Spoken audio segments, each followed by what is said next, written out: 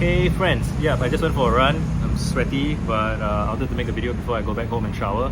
I'm at the tire shop and I found a chair that I can put my camera on so I can use both my hands when I speak, which is pretty cool. What do I want to talk about? I want to continue on my yesterday's video, the last video, which was the limits of grindset. And what are the limits of grindset? Let's just start over from scratch, right?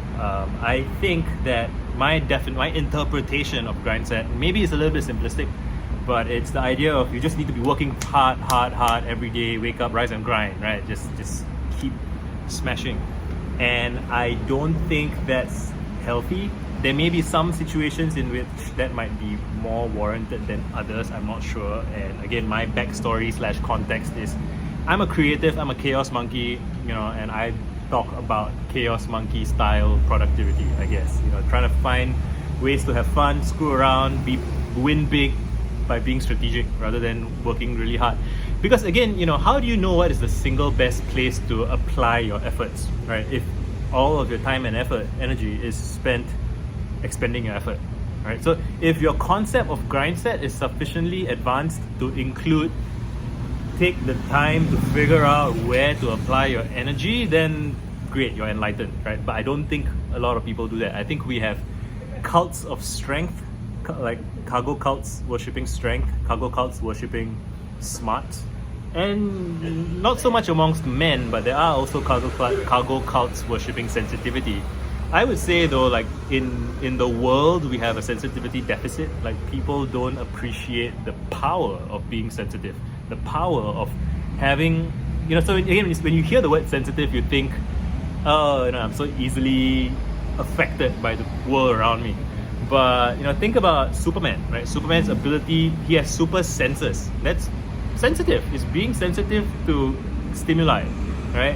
And I really love the scene in Man of Steel, the most recent Superman movie, where when Clark Kent was a child and his senses came online, he was overwhelmed. He couldn't process all of that crazy information. It takes time, practice, finesse to know how to filter information that's coming in through your senses to make sense of it.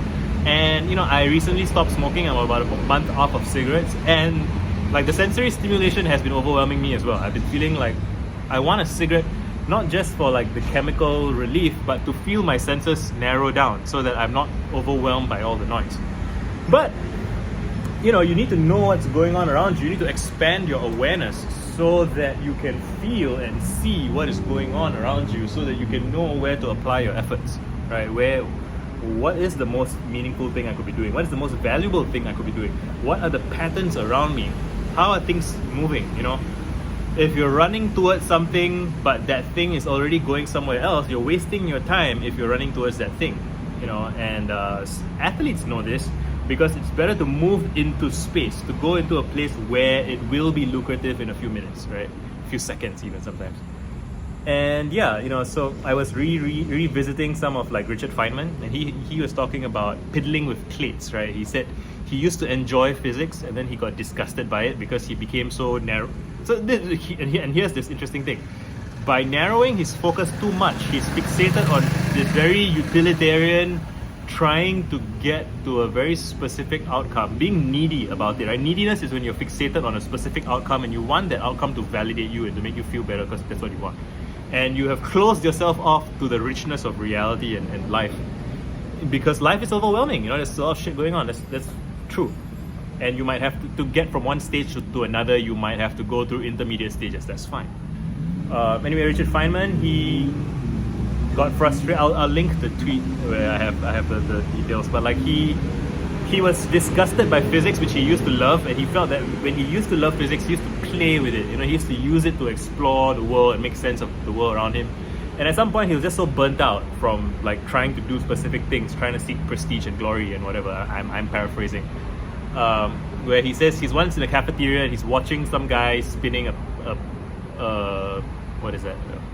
A food tray. And he's watching someone spin a tray, and he's like, why does it look like it's spinning faster on the outside than on the inside? Like what's going on? What's the physics of that? And then he examined that, and he went back and he studied it, and he kind of did his equations and tried to figure out, and he calculated a bunch of stuff, and he figured out something about the way things spin. And he showed it to a friend, and his friend is like, oh, this is interesting, but what's the point? And Feynman's like, there's no point, I'm just having fun, I'm just fucking around. And that eventually led to study that he got his Nobel Prize for, for spinning a plate and thinking about what's going on there. And the same thing happened with Steve Jobs and Steve Wozniak. They were pranking and screwing around, and they were like screwing with telephone architecture. I'm sure I've made a video about this before.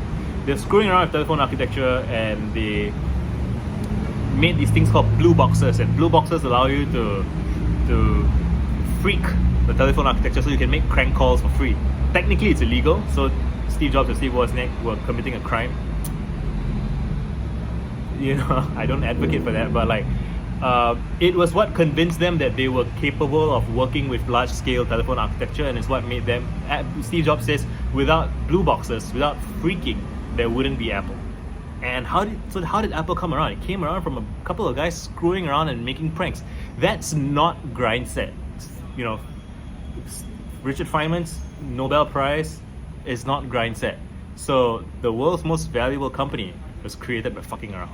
And so you don't have to do anything, but if fucking around made the most valuable company in the world, I think it merits more examination and consideration, right? Done.